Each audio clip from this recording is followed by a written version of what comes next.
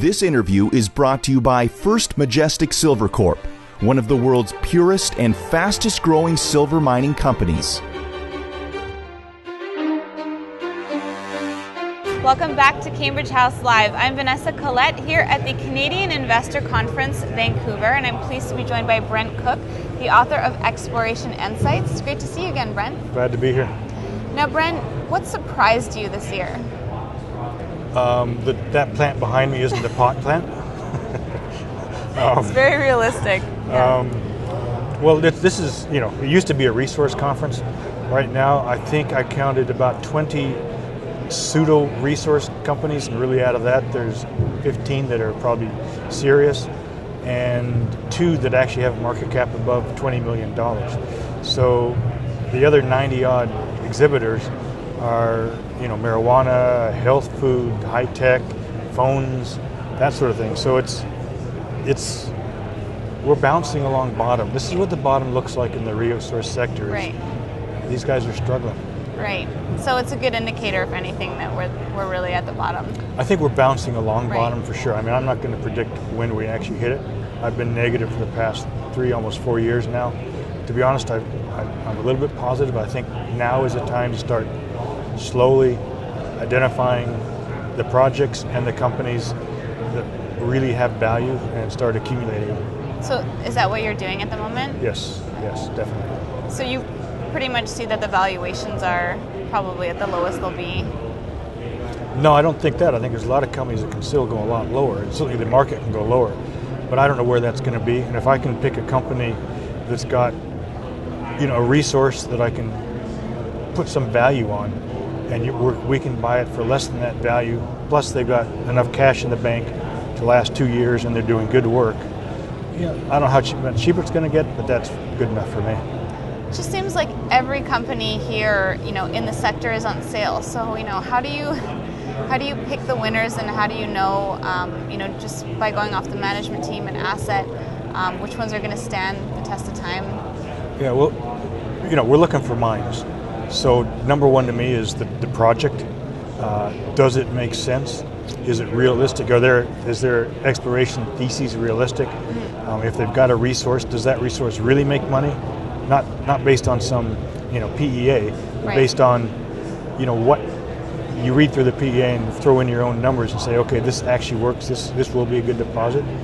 And then once you've identified a company with a good project, okay, how do they finance it going forward? If they don't have 2 years of money, they got a problem. We're going to be diluted. So that's sort of a red flag. Of course, management, are they competent? They know what they're doing. So that's kind of how I go about identifying what I want to own. And there's not that many. You don't need to own that many. Just a few good ones. Right. Now, you recently spent a lot of time around Turkey. So how are things looking over there? I love Turkey. It's a place to visit, go on holiday. I've been there once with the family. I'd go again. Beautiful place. Geologically, I think there's a lot left to be found there. A lot. And I visited 3 companies with projects, all of them which look pretty darn good. Can I say company names here? Oh, absolutely. So I went and visited Pilot Gold and their project, their porphyry copper and gold projects. That looks pretty darn interesting. Mariana, a London-listed company that's got an incredible discovery. We'll see how it goes. I own both of those. And a smaller company just getting started called Royal Road, which is run by Tim Coughlin, who was the guy that found the Lydian deposit in Armenia. And very early stage, but he's doing great work too, because there's so much prospective ground. So I like Turkey. Do you feel like it's a safe jurisdiction? Yes, they've permitted, I forget the exact number, like 5 mines in the past 10 years. Their gold production is going up. It's a very modern society, really, despite what you might hear on Fox News. What do you like so much about Turkey? Is it the deposits themselves that you're seeing, or? Yeah, they're good deposits. They make some big deposits. They're permitting. It's not easy, but it's doable. It's being done, and it hasn't really been explored that much. I mean, it's relatively unexplored. I mean, I'd love to get into Iran, which has, similar, if not better, geology. But I don't think we're quite there yet. Right. That's probably on your list of countries that you'd like to, have a little bit less of jurisdictional risk. Yeah, I wouldn't put money in there now, but I'd certainly go have a look just for fun. Right. Now, are there any jurisdictions that you're seeing are opening up from geopolitical events? Not really. It's kind of closing down a lot. I mean, Ecuador claims to be, opening up. Right. I'm dubious.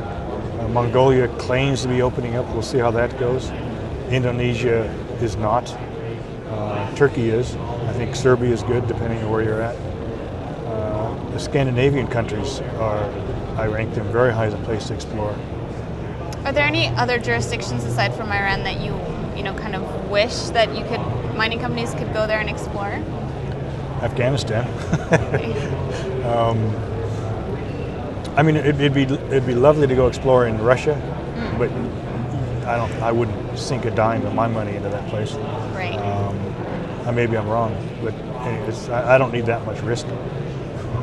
Now, there's a lot of talk out there about large majors having to replace the ounces that they have, and it seems like investors, in some cases, underestimate how much they're really going to have to replace. What's your take there? I spend a lot of time on that in my letter, because I think that's really what's key to know in this market. I don't think we're going to get rising metal prices going to raise all boats. I don't think we're going to get a bunch of new money coming into this sector. I think what we're going to see is the slow realization that we are not finding and developing enough deposits to replace what's being mined. And my presentation I gave the Carlin Trend in Nevada, the gold trend. We're mining one Carlin Trend in gold, about 90 million ounces every year. And we're not finding one Carlin Trend a year. What we're finding on average right now is about 40 million. So there's 50 million ounce gap every year that's not being replaced. And that's what's really going to be interesting. And I think you mentioned when you were talking off hire about peak gold and peak gold production.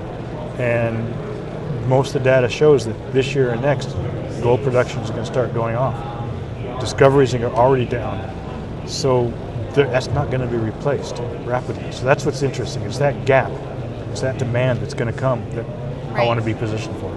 Now, how long before the majors actually realize that they're going to have to replace what they're mining? I wish I knew. My suspicion is next year. This year and the last year, it's all about cutting costs. And really what they're doing to cut costs, all in sustaining costs, is cutting the sustaining bit of their business out, which is exploration, development, capex, maintenance, plus they're high grading their deposits. By high grading their deposits, they're pulling the best out, which in effect almost often sterilizes the old reserves. So they're decreasing their future production. Well, in a low price environment, they can low grade the deposit, but there's no guarantees of that. Right. Yeah. Now, you've encouraged investors to really know what they're looking at and understand geology a little bit. So how would you suggest that someone kind of learn the basics? It's tough. I mean, on my website I got a link to a couple of books that I think are good introductory books.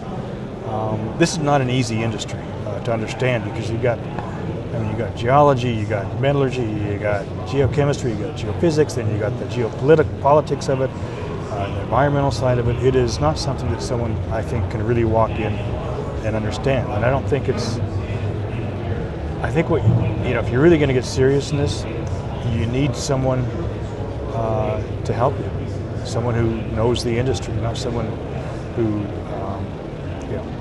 has a name because they say gold price is going up. Right. So it's critical to understand, in exploration phase especially, is what is it that the company's looking for? What does that deposit look like? And by look like, not just tons and grade, but what's it going to cost to bring it out of the ground? What's the capex going to be? What's the metallurgy going to be? All those sorts of things. And that's the question that they should ask the company. And you'll find it's interesting. It's unfortunate, actually, that more often than not, the guys looking for whatever they're looking for don't know what they're looking for looks like. Right. And that's sort of depressing. So, I mean, that's an easy filter, right? Right. Now, just as we wrap up, are there any favorite commodities that you're looking at, or anything you think is particularly undervalued? No, I don't tend to focus on a commodity. Again, what I'm focused on is owning the few deposits that offer real profitable, potential for profit, whether it's in the early exploration stage or actual mine stage, with where the company is right now, that's all I care about. I don't care if it's zinc, uranium, gold, whatever. Right. It's profit, because that's what the majors are going to buy. Excellent. Well, thank you so much for the update, Brent. It was great to see you. Thank you. Glad to be here.